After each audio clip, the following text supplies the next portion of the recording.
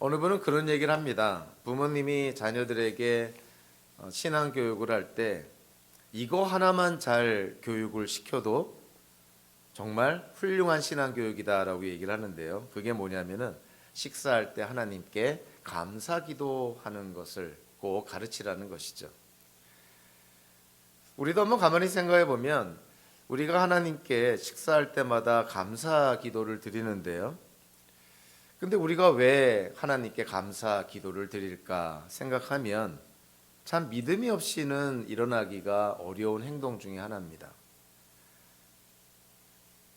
내가 돈을 벌어서 지금 먹고 있는 음식을 제공할 수도 있는 것이고, 또는 어렸을 때는 부모님이 번 돈으로, 더 나아가 어머니가 해주시는 그러한 밥을 우리가 먹게 되는데, 왜 그럴 때 우리는 감사 기도를 드리는 것일까?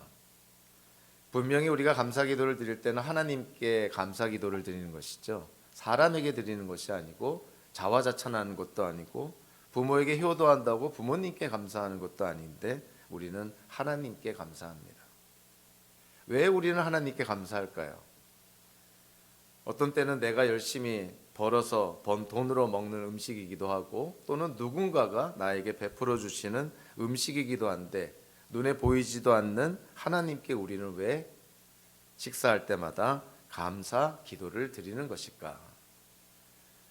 이거는 신앙을 통해서, 믿음을 통해서 오는 하나님의 지혜가 없이는 하나님께 감사할 수가 없습니다. 우리가 논리적으로 이성적으로 생각해 보면 눈에 보이지 않는 하나님께 내가 먹는 지금 한 끼 식사를 위해서 감사 기도한다? 그게 믿음 없이, 신앙이 없이 이게 가능할까요? 그래서 부모님들이 자녀들에게 식사할 때마다 하나님께 감사 기도를 가르치는 것은 굉장히 중요한 신앙 교육이라는 것이죠. 정말 생각하면 생각할수록 일리가 있는 말씀입니다. 이스라엘 백성들이 광야에서 하나님의 인도하심을 따라 가나안 땅으로 이렇게 진군해 나아갈 때, 우리도 인생의 어려움을 겪을 때 광야 같다라는 표현을 많이 쓰잖아요. 그러니까 이스라엘 민족이 출애굽하여서 이제 가나안 땅으로 가면서 이 광야를 지나가게 됩니다. 그 광야를 지나가면서 우리가 출애굽기며 민수기며 이런 광야 시대의 이스라엘의 역사를 보면 이스라엘 민족의 가장 큰 특징 중에 하나가 뭐냐면 계속 불평하고 하나님께 원망했다는 거예요. 우리는 이스라엘 민족의 그런 모습을 보면서 야, 참 어떻게 하나님께서 이런 형편없는 민족을 하나님의 장자요 제사장의 나라로 삼아 주셨을까 이렇게 생각할지 모르지만, 정말 사막 같은 광야를 200만이 넘는 이스라엘 민족이 이동을 하면서 거기서 물과 음식과 또 기후, 낮에는 덥고 밤에는 추운 이런 사막 기후를 통과하는 그들의 그 40년 넘는 광야 생활을 생각한다면 불평하지 않는 것이 이상한 것이고 하나님께 원망하지 않는 것이 이상한 것이죠. 그러니까 우리의 인생도 태어나서부터 죽을 때까지 우리의 인생이라는 광야를 살아 나아갈 때 좋은 일, 기쁜 일보다는 오히려 어렵고 힘든 일들을 더 많이 겪게 되면서 우리도 하나님께 불평하지 않고 원망하지 않고 살아가는 것은 불가능한 것입니다. 그러니까 이스라엘 민족이 참 열등한 민족이다. 어떻게 저렇게 하나님의 그 능력의 기적을 눈으로 목격한 민족이 어떻게 저렇게 목마르다고 배고프다고 춥다고 덥다고 하나님께 저렇게 불만할 수 있을까, 이렇게 생각하기보다는 그것이 세계 역사 속에서 이 땅에 태어난 모든 사람들이 겪는 똑같은 일이라는 거예요. 이스라엘 민족만 희노애락을 겪은 것이 아니라 우리도 희노애락을 겪고 있고, 이스라엘 민족만 생사를 넘나드는 광야 같은 시대를 지나는 것이 아니라 저와 여러분들도 마찬가지로 생사를 넘나드는 광야 같은 인생을 살아가고 있습니다. 이스라엘의 역사를 가만히 들여다보면요, 특별히 출애굽기 16장을 중심으로 해서 바라보면 이스라엘 민족이 출애굽하여서 오아시스가 있는 엘림이라는 곳을 떠나서 신광야에 이르게 됩니다. 신광야는 오아시스가 있는 엘림과 그리고 시내산 사이에 있는 일종의 사막지대였어요. 그러니까 신광야 그러면 뭔가 좀 살만한 어떤 구석이 있는 땅으로 생각할지 모르지만 한마디로 사하라 사막 같은 그러한 곳이 신광야입니다. 그러니까 출애굽하고 나서 45일쯤 됐을 때 이들이 신광야에 사막지대에 도착을 하게 되는 것이죠. 당연히 그들이 불평하고 원망할 일이 생겨나게 됩니다. 그것은 뭐냐면은 사막지대다 보니까 먹을 물이 없는 거예요. 200만 명이 넘는 그 이스라엘 민족이 사막을 지나갈 때 하루에 그 민족 전체가 필요했던 물의 양은 한 사람이 원 갤론이 보통 필요하다고 하니까 200만 명이라 그러면은 200만 갤론의 물이 매일매일 공급되어야 됐던 것이죠.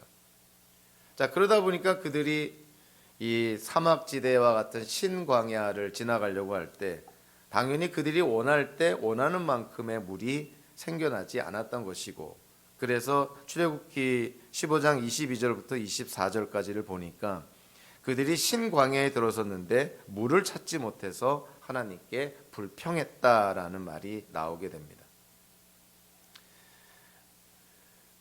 이스라엘 민족이 광야를 지나면서 그렇게 하나님께서 낮에는 구름 기둥으로 밤에는 불 기둥으로 그리고 물과 고기를 하나님이 공급하면서 이스라엘 민족이 광야 시대를 지나갈 때 굶주리지 않게 필요한 것들을 하나님이 공급해 주십니다. 현대적으로 우리가 좀 표현해 보면 하나님께서 이스라엘 민족에게 공급해 주신 것이 세 가지가 있는데, 첫째는 완전 유기농 메추라기를 공급해 주고요.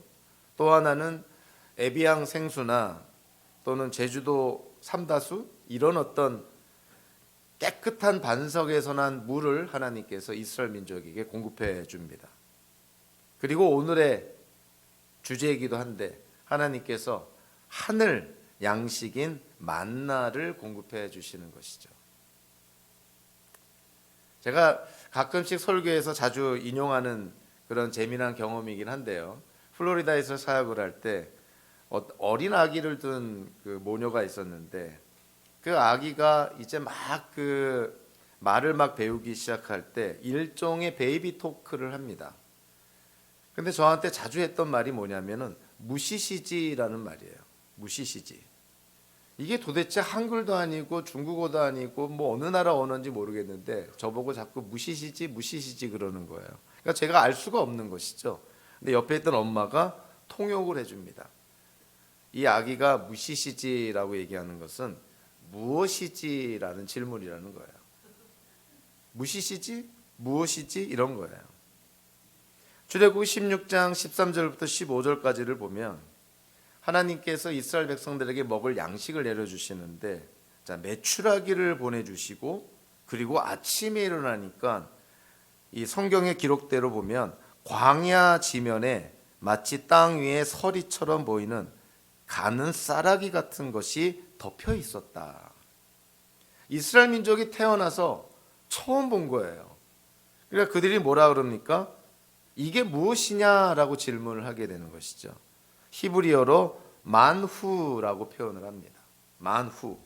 이게 도대체 뭐냐? 이런 질문이에요.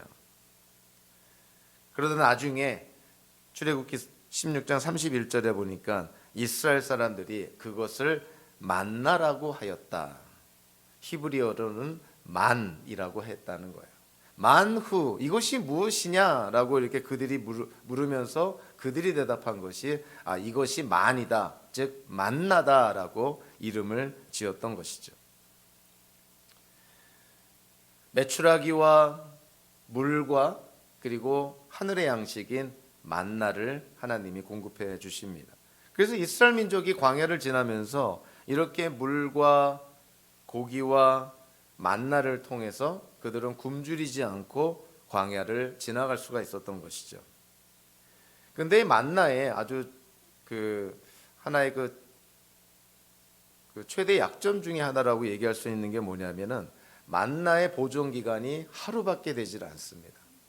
그러니까 굉장히 중요한 의미를 담고 있어요. 그러니까 만나를 아침에 나아가서 많이 수거해가지고 일주일치 한 달치를 저장해 놓고 이렇게 먹는 게 아니라 그날 나가서 하루치를 모아서 하루 동안에 그거를 다 소모를 해야 되는 것이고, 그 다음 날에는 또 나가서 또 하루치의 만나를 수거해서 가족들이 생계를 이어가게 된 것이죠. 더군다나 이제 이 만나의 속성이 보존 기간이 하루이기 때문에 아무리 많은 양을 수고를 해도 하루가 지나면은 이 만나는 다 썩고 없어지게 됩니다. 곰팡이가 나고 냄새가 나고 막 이런 거예요. 그러니까 하루가 지나면은 마치 유효 기간이 지난 것처럼 하루가 지나면은 먹을 수가 없는 것이 만나였던 것이죠. 그러니까 하나님께서 이스라엘 백성에게 하늘의 양식을 내려주면서 왜 보존 기간이 하루밖에 되지 않는 만나를 허락하셨을까? 거기에는 하나님의 깊은 뜻이 있는 것이죠.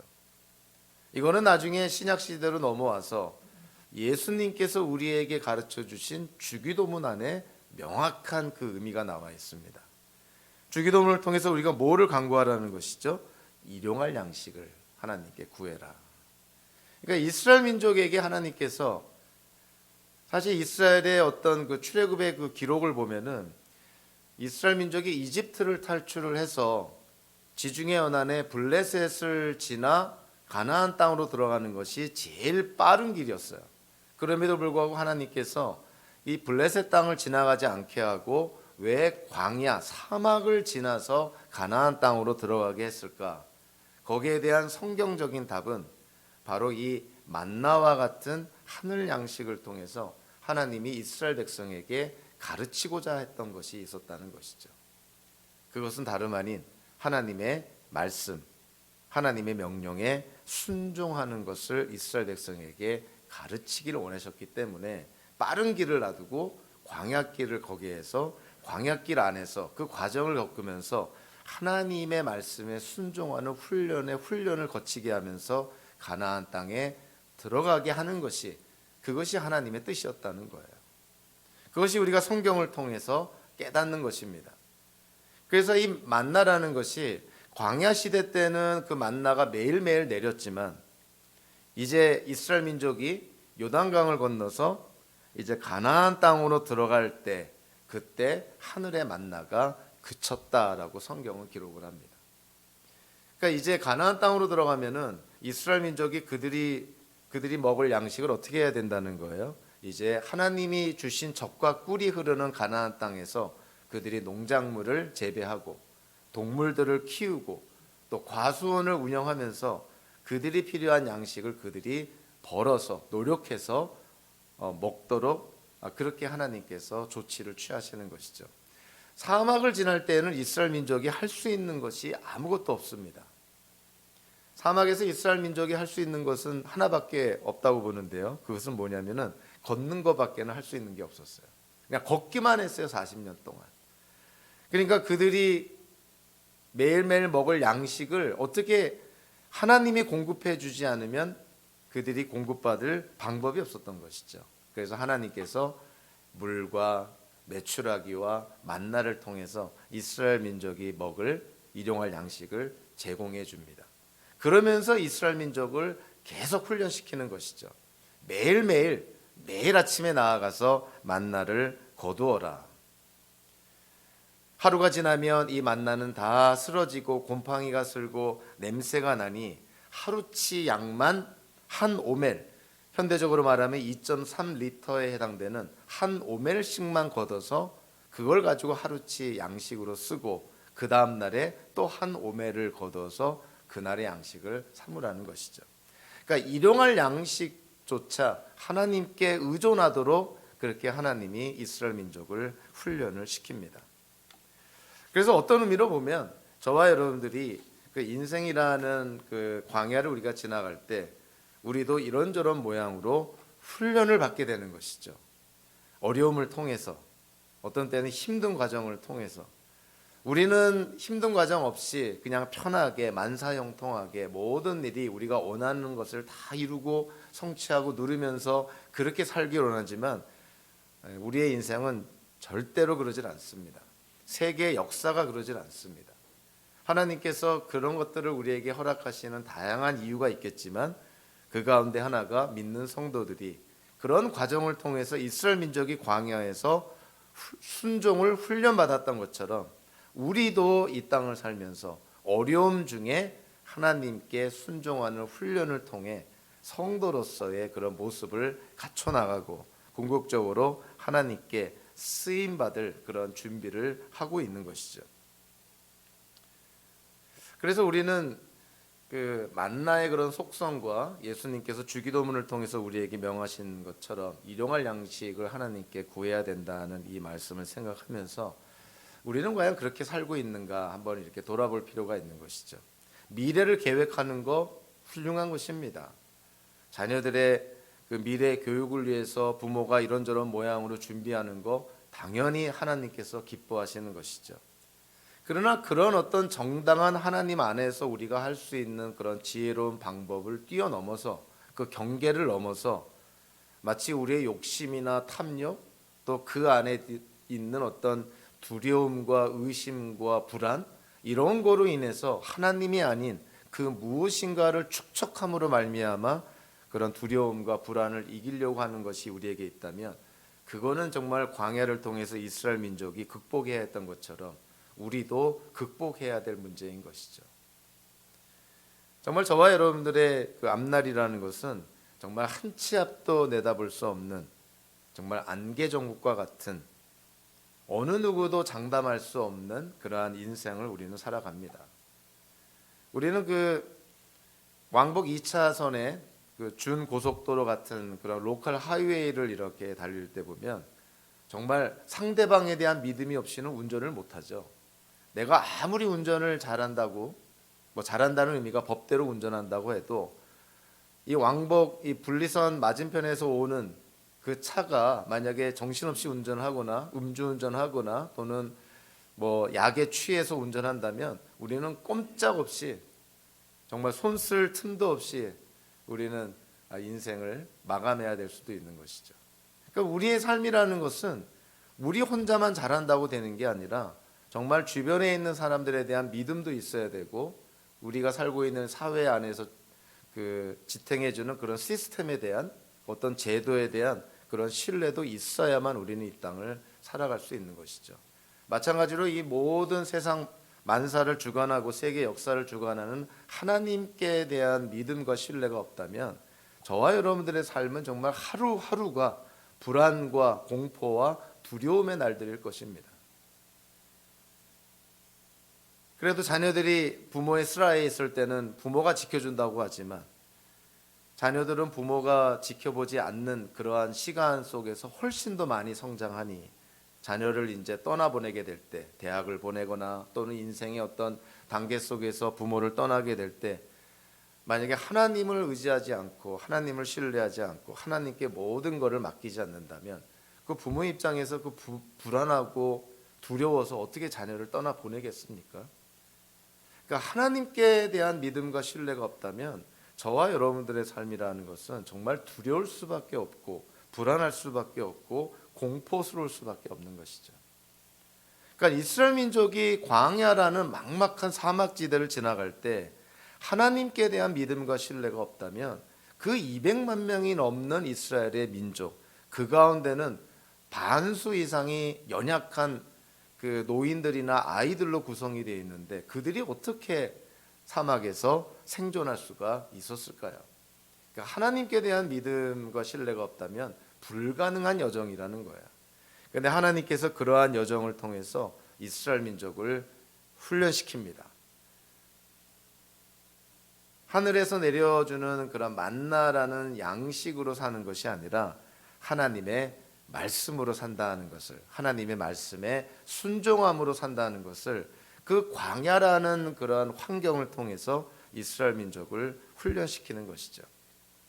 근데 이 만나라는 것이 오늘 본문을 통해서 우리에게 또 하나 주는 아주 중요한 의미가 있는데 그것이 오늘 보면 32절부터 34절까지의 내용 가운데 담겨져 있습니다. 거기서 이렇게 말합니다. 모세가 말하였다. 주님께서 명하신 말씀입니다. 너희는 이것을 한 오멜씩 가득 담아 간수하여 내가 너희를 이집트 땅에서 인도하여 낼 때에 광야에서 너희에게 주어 먹게 한 이 먹거리를 너희의 자손 대대로 볼 수 있게 하여라. 모세가 아론에게 말하였다. 항아리 하나를 가져와서 거기에 만나 한 오멜을 담아 가지고 주님 앞에 두어서 대대로 간수하게 하여 주십시오. 그래서 아론은 주님께서 모세에게 명하신 대로 그것을 증거판 앞에 두고서 늘 거기에 있게 하였다. 결국은 이게 어떠한 모양으로 우리에게 보여주냐면 법궤 안에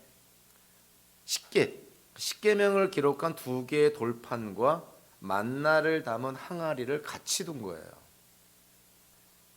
그냥 만나가 세계 역사 속에서 유일하게 이스라엘 민족이 광야를 지나갈 때 일어났던 일이기 때문에, 특별한 하늘의 양식이기 때문에 기념물로 후손들에게 이와 같은 그런 하늘의 양식이 있었다는 것을 알려주기 위해서 기념물로 법궤 안에다가, 즉 증거궤 안에다가 이거를 간직하라고 했을까?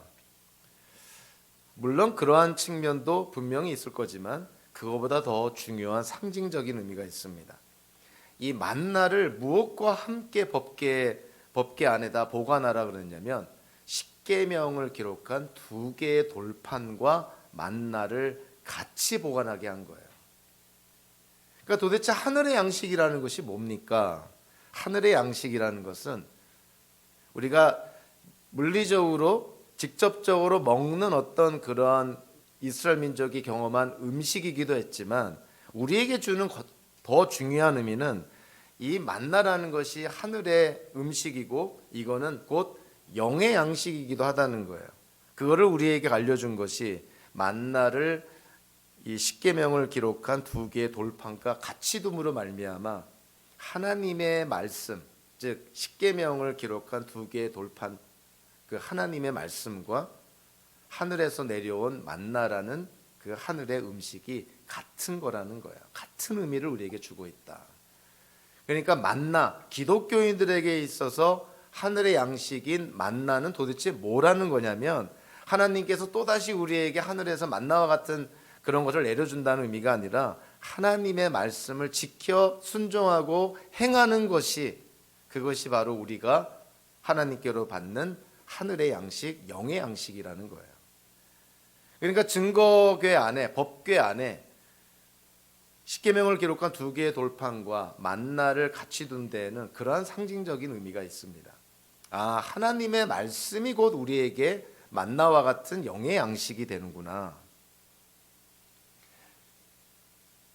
신명기 8장 3절에 보니까 이렇게 말씀합니다. 주님께서 당신들을 낮추시고 굶기시다가 당신들도 알지 못하고 당신들의 조상도 알지 못하는 만나를 먹이셨는데 이것은 사람이 먹는 것만으로 사는 것이 아니라 주님의 입에서 나오는 모든 말씀으로 산다는 것을 당신들에게 알려주시려는 것이었습니다. 그러니까 만나라는 것은 이스라엘 민족이 일용할 양식을 하나님이 공급하시는 것을 체험하는 그러한 것을 초월해서 만나, 하늘의 양식, 현대 기독교인들이 꼭 하나님께로부터 받아 먹어야 될 그 하늘의 양식, 영의 양식은 다름 아닌 하나님의 말씀을 순종하고 행하는 것이 하늘의 양식이라는 거예요.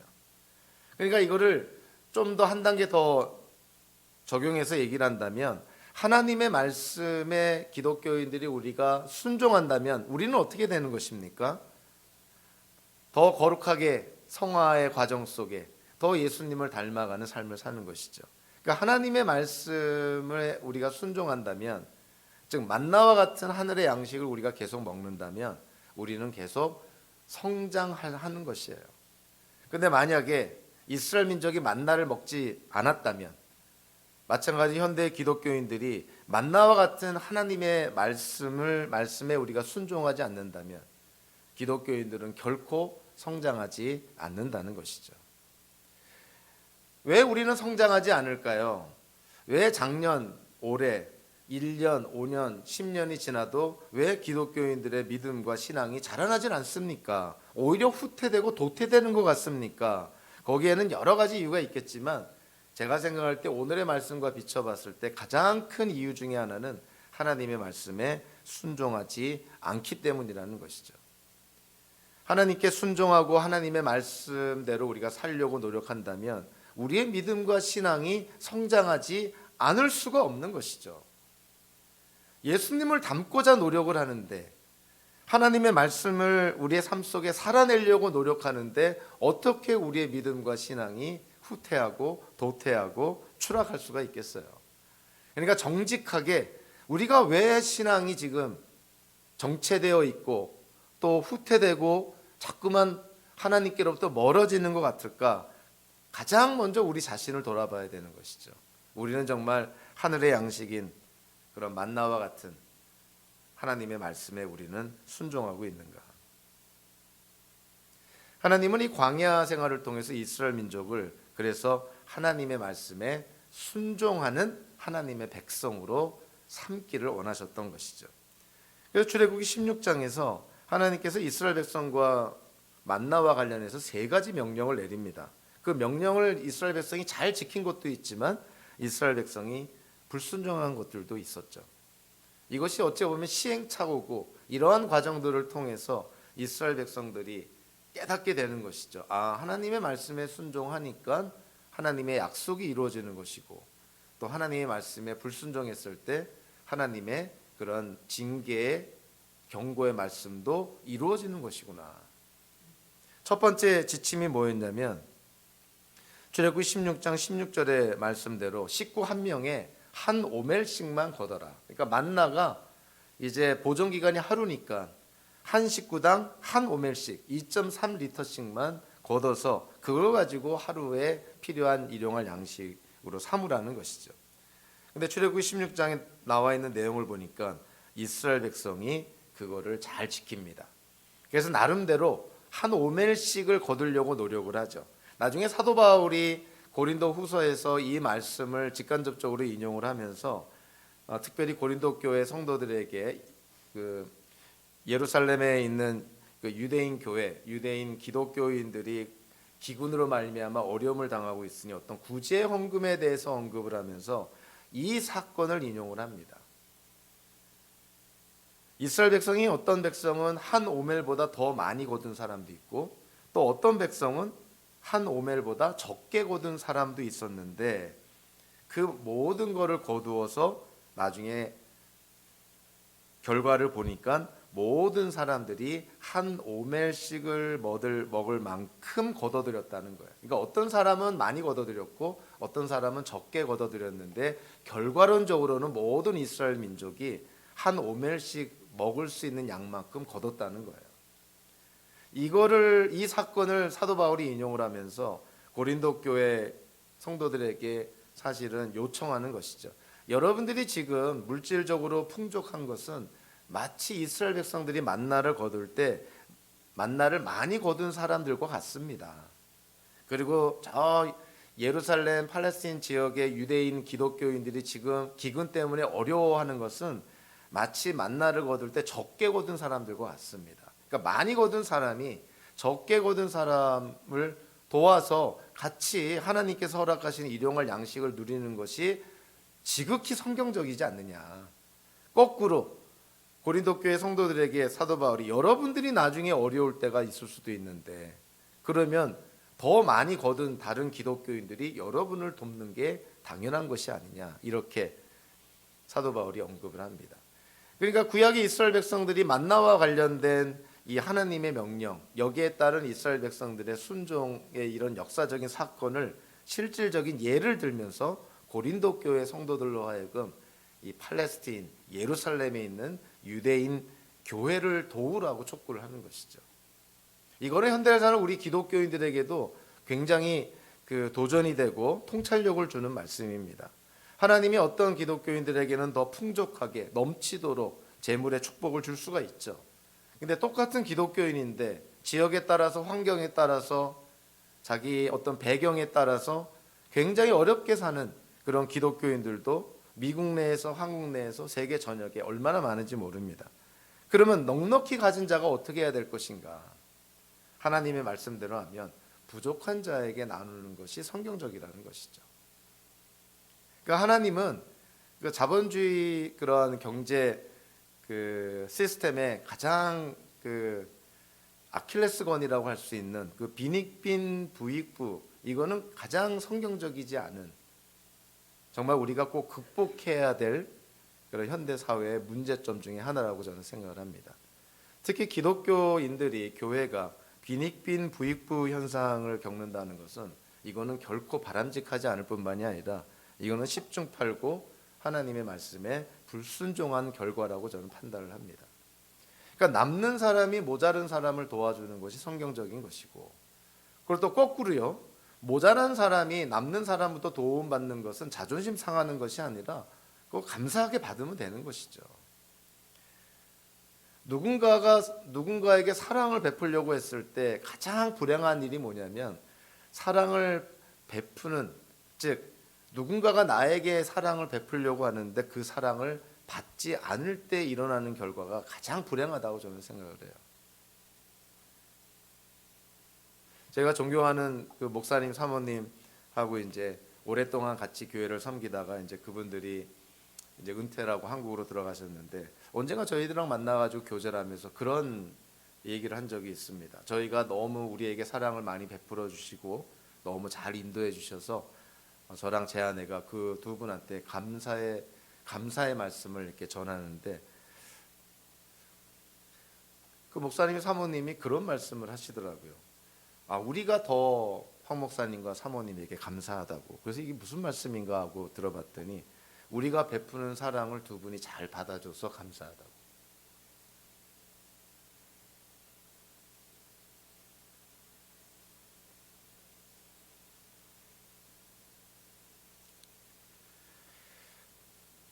사랑을 베푸는 그러한 우리의 노력도 필요하지만, 누군가가 우리에게 사랑을 베풀 때 그 사랑을 감사하게 받을 수 있는 겸손한 자세도 필요합니다. 그러니까 넉넉할 때 모자란 사람을 도와주는 그러한 관용도 우리가 베풀어야 되지만, 우리가 어려울 때 누군가로부터 도움을 받는다면 이거는 우리 그 사람한테 감사하기보다는 그 사람을 통해서 우리의 필요를 채워주신 하나님께 감사하는 것이죠. 그래서 성경적이라는 것은 뭐냐면은, 많이 가진 자나 적게 가진 자나 결국은 하나님 안에서 공평하게 모든 필요를 받아 누리는 것이 성경적이라는 거예요. 그러니까 만나라는 사건을 통해서 우리에게 하나의 그 역사적인 사건으로 우리에게 말해주고 있는데, 이거를 사도 바울이 고린도 교회에 구제 헌금을 요청하면서 이 사건을 하나의 실예를 들어서 성경적으로 고린도 교회에 구제 헌금을 요청한 것입니다. 그래서 여러분들 나중에 고린도후서 8장 9장을 한번 이렇게 읽어보시면, 이 만나라는 사건을 염두에 두고 배경을 두고 고린도후서 8장 9장을 읽어보시면 사도 바울의 어떤 논리, 사도 바울의 어떤 강조점들을 좀 쉽게 파악할 수가 있습니다. 이스라엘 백성은 순종만 했던 것이 아니고요, 16장 19절에 보니까 모세가 그들에게 아무도 아침까지 그것을 남겨두지 말라고 하였다.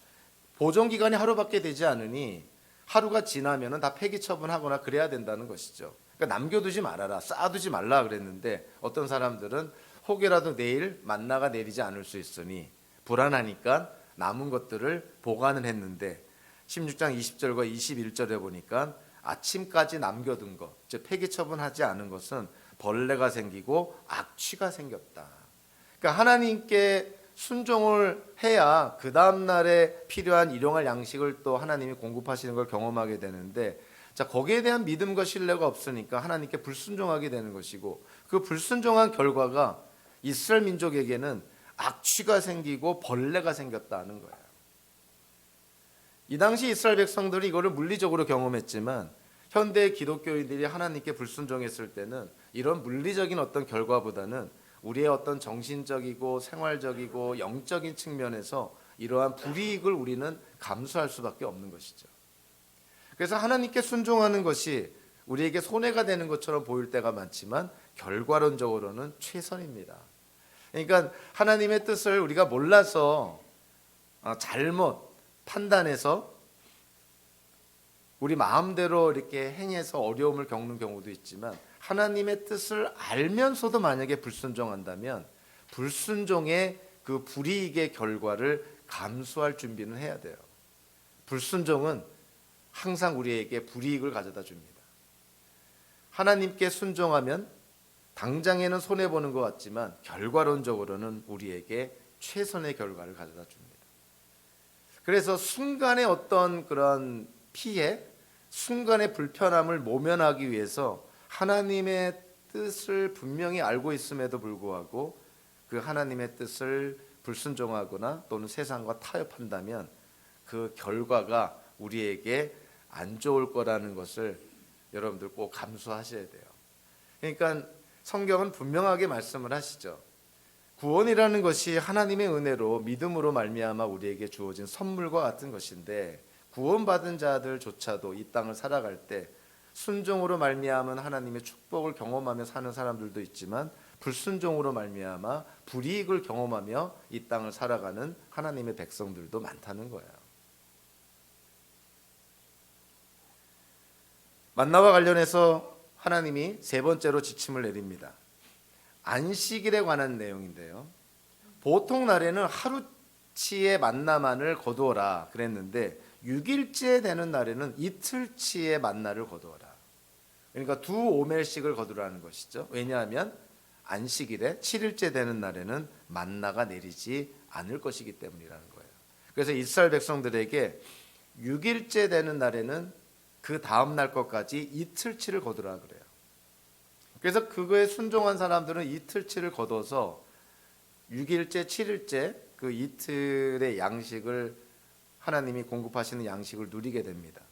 그런데 어떤 사람들은 그 하나님의 말씀이 있음에도 불구하고 그 말씀을 신뢰하지 못해서 7일째 되는 날에 이 만나를 거두려고 나간 사람들도 있었다는 것이죠.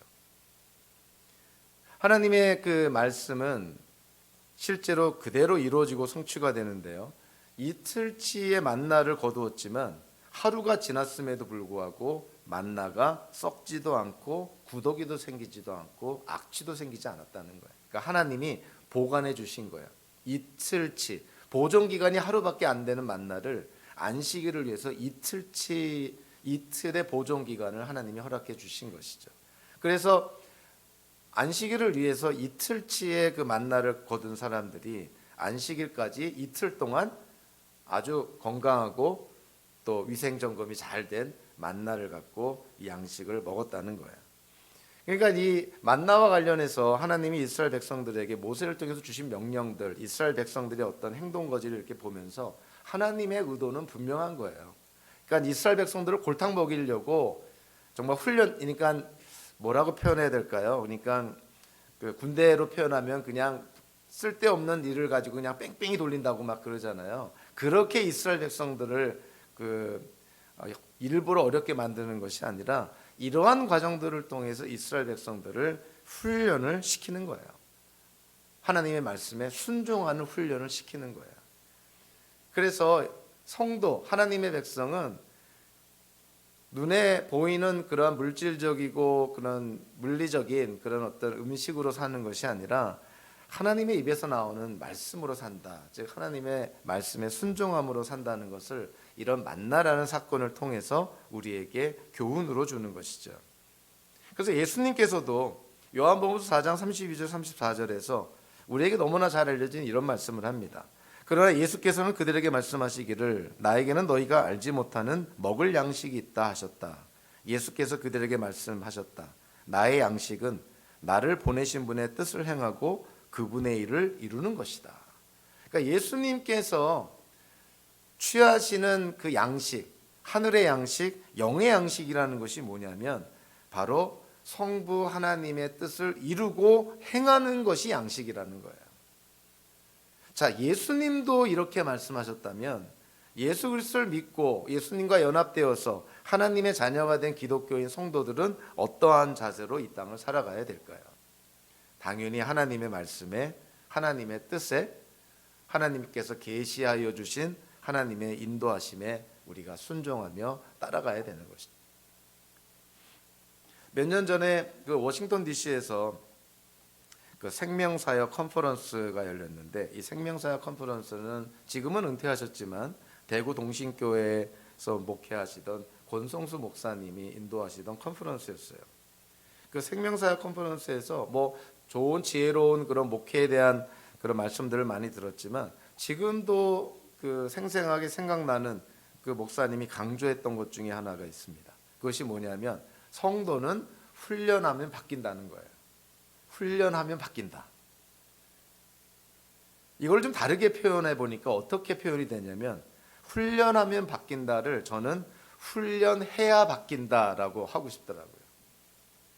그러니까 훈련받지 않으면 변화가 없다는 거예요. 그러니까 우리가 머리로는 잘하는 것 같지만 실제로 몸으로 행할 때 굉장히 못하는 것들이 많습니다. 특히 우리가 무슨 운동 같은 걸 할 때 머리로는 너무나 잘해요.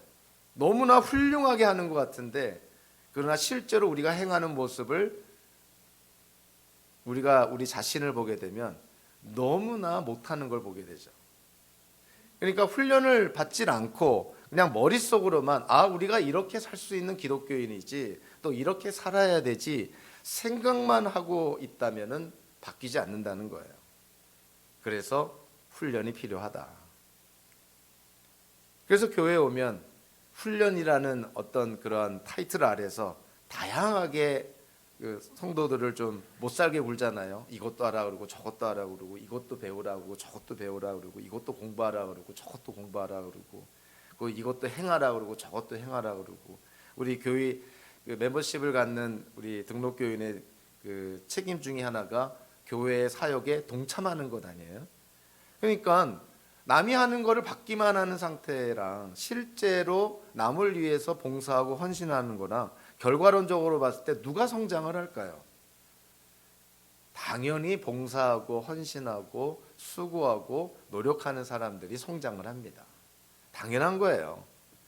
오히려 받기만 하면은 편하기는 한데 오히려 성장하기보다는 오히려 나쁜 습관만 들이기가 십상인 것이죠. 만나라는 것은 이스라엘 민족에게는 일용할 양식을 보여주는 거였다면 우리 현대를 사는 기독교인들에게는 영적인 양식을 가리키는 상징적인 것입니다. 더 나아가서 만나는 일용할 양식과 영적인 양식뿐만이 아니라 현대를 사는 우리에게 생명을 주는 양식에 대한 이해를 돕습니다. 예수님께서 내가 빵이다. 예수님이 특별히 강조했던 것은 어떠한 사건을 지나고 나서 예수를 따르던 무리들에게 예수님이 말씀한 거냐면 요한복음서 6장에서 나와 있는 건데요. 특별히 오병이어의 사건을 지나고 나서입니다. 물고기 2마리 빵 5개로 남자만 5,000명 되는 이스라엘의 그 무리들을 먹여잖아요. 그리고 나서 12광주리가 남는 그런 어떤 기적을 행하시는데 그 기적을 행하시고 나서 예수님께서 결론적으로 얘기를 하신 것이 그거예요. 내가 생명을 주는 빵이다. 다르게 말하면 예수님이 내가 생명을 주는 양식이다라고 얘기를 한 거예요. 구약의 이스라엘 백성들은 만나를 통해서 생명을 이어갔지만 현대 기독교인들은 영적으로 우리가 얘기를 하면 예수 그리스도를 먹음으로 말미암아 우리는 생명을 받고 생명을 이어갑니다. 그러니까 예수님을 믿음으로 우리가 예수님과 영적으로 연합됐다는 것은 좀 직설적으로 표현하면 예수님을 먹음으로 말미암아 예수님과 우리가 하나가 됐다는 거예요. 그거를 가장 생생하게 그리고 부인할 수 없게 우리에게 보여주는 예식이 뭐냐면 바로 성찬식인 거예요. 성찬식 때 예수님의 그런 살과 피를 상징하는 빵과 포도주를 우리가 먹고 마시잖아요. 사실 예수님을 먹고 마시는 것입니다.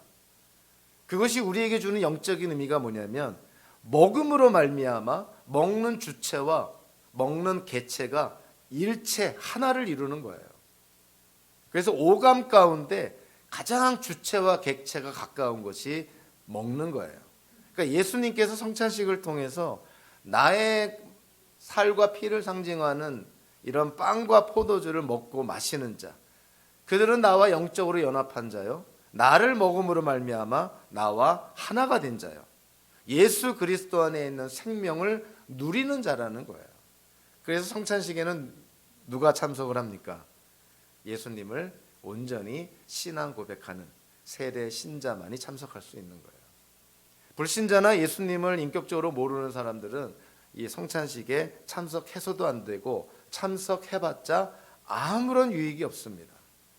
오히려 사도 바울이 고린도전서 11장에서 경고하잖아요. 아무 생각 없이 성찬식에 참여했다가 몸이 아프거나 죽은 사람들도 생겼다. 사도 바울이 거짓말할 리는 없고 초대교회는 그런 끔찍한 일들까지도 생겼다는 것이죠. 그래서 현대교회에서도 제가 아는 모든 그런 정통교단 교회에서는 성찬식에는 적어도 예수님에 대한 분명한 신앙 고백하는 세례 신자들이 참여합니다. 그러니까 예수님을 그 빵과 포도주로 상징하는 예수님의 살과 피를 먹고 마신다는 것이니 예수님을 내가 먹고 마심으로 말미암아 예수님과 연합이 되고 예수님과 하나가 된다는 것이니 이 성찬식이야말로 예수님이 우리에게 영의 양식이 되고 생명의 양식이 된다는 것을 가장 극명하게 보여주는 예식이라는 것이죠. 그래서 저와 여러분들이 성찬식을 중요하게 생각해야 되고요. 그리고 성찬식이 규칙적으로 정기적으로 진행이 되다 보니까 이것이 매너리즘에 빠져서 그냥 아무 생각 없이 성찬식에 참여할 수가 있는데 그럴 때마다 우리는 성찬식의 의미를 항상 되새기면서 성찬식을 정말 경외하는 마음으로 참석을 해야 됩니다. 추수감사절은 어떻게 생겼을까요? 많은 사람들이 미국으로 건너온 영국의 청교도에게 그 배경을 듭니다. 청교도가 미국에 와서 참 척박한 환경에서 그 살아남았다는 것.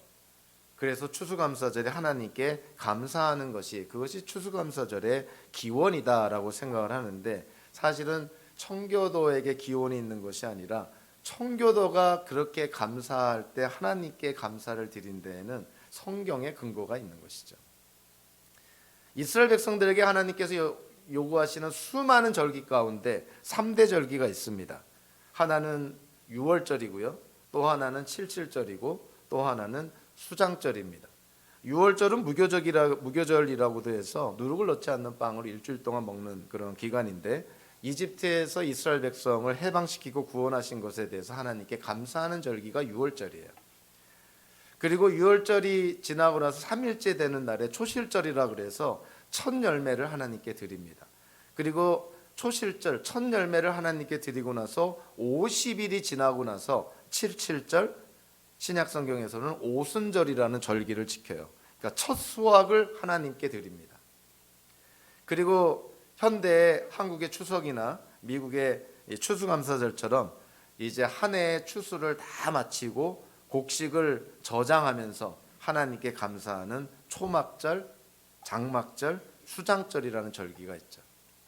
근데 가만히 유대인의 3대 절기를 이렇게 들여다보면 하나님께 감사하지 않을 수 없는 절기들이에요. 물론 추수감사절이 어떤 의미로 보면은 칠칠절과 가장 맥이 닿습니다. 그러니까 첫 수확을 하나님께 감사하는 절기가 칠칠절이거든요. 근데 칠칠절로 인해서만 하나님께 감사하는 것이 아니라 사실은 예수님이 어린 양으로 이 땅에 오셔서 우리의 생명의 양식이 되신 것을 궁극적으로 말씀해주는 유월절로 인해서 우리는 하나님께 감사하지 않을 수가 없는 것이죠. 그리고 우리 장막 가운데 우리와 함께 거하시는 임마누엘의 하나님으로 말미암아 우리가 이 땅을 살아갈 때 풍성한 삶을 누린다는 그러한 궁극적인 성취를 가리키는 수장절, 초막절, 장막절의 절기로 인해서 우리가 감사하지 않을 수가 없는 것이죠. 그러니까 우리 현대 기독교인들이 하나님께 감사한다고 했을 때 유월절과 칠칠절과 이 수장절 이 3대 절기를 통해서 우리는 하나님께 감사해야 됩니다. 하나님이 우리를 구원해 주신 것에 감사하고 또 우리의 필요를 채워주신 것에 감사하고 지금도 우리와 함께 하심으로 말미암아 우리가 풍성한 삶을 누릴 수 있다는 것에 우리가 감사해야 되는 것이죠. 저와 여러분들의 매일매일의 삶에서 우리에게 생명의 만나가 되어주신 예수님으로 말미암아 매사에 모든 일에 감사하는 저와 여러분들 되시기를 주님의 이름으로 축원합니다. 기도하겠습니다.